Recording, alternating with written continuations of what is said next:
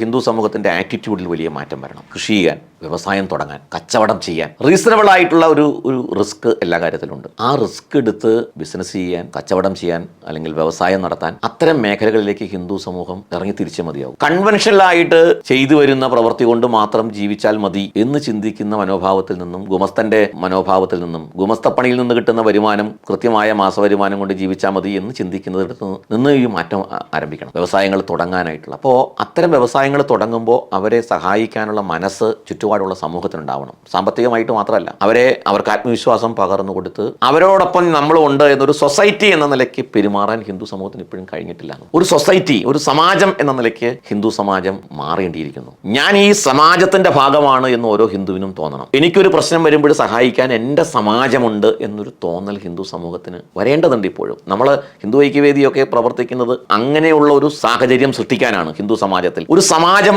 എന്ന ചിന്താഗതി ഉണ്ടാകും. ഒരുപാട് സമയം പിടിക്കും. കാരണം ഹിന്ദുക്കൾ അങ്ങനെ സ്വഭാവേന അങ്ങനെയുള്ള ഒരു സമൂഹമല്ല. ഒറ്റയ്ക്കൊറ്റയ്ക്ക് ജീവിക്കുക എന്നുള്ളതാണ്. ഒരു സമാജം എന്ന നിലയ്ക്ക് ജീവിച്ച പാരമ്പര്യം ഹിന്ദു സമൂഹത്തിന് വളരെ കുറവാണ്. പല കാരണങ്ങളുണ്ട് അതിന്. ഒട്ടനവധി വൈദേശിക ആക്രമണങ്ങൾ, ജാതി, ഇങ്ങനെയൊക്കെയുള്ള പല ഘടകങ്ങളെ കൊണ്ട് ഭിന്നിച്ചു പോയ ഒരു സമൂഹം. അവർ സമൂഹത്തിൽ ഒറ്റയ്ക്കൊറ്റയ്ക്കാണ്. ആ സമൂഹത്തിന് വീണ്ടും നമ്മളൊരു സൊസൈറ്റിയാണ് എന്ന് ഭാവന പകർന്നു കൊടുത്ത് അവരിലേക്ക് ഈ ഒരു ചിന്താഗതി വളർത്തിക്കൊണ്ടുവന്ന് അവരെ ഒരു സമാജമാക്കി മാറ്റിയാൽ മാത്രമേ ഈ പ്രശ്നങ്ങൾക്കൊക്കെ പരിഹാരമാവുള്ളൂ.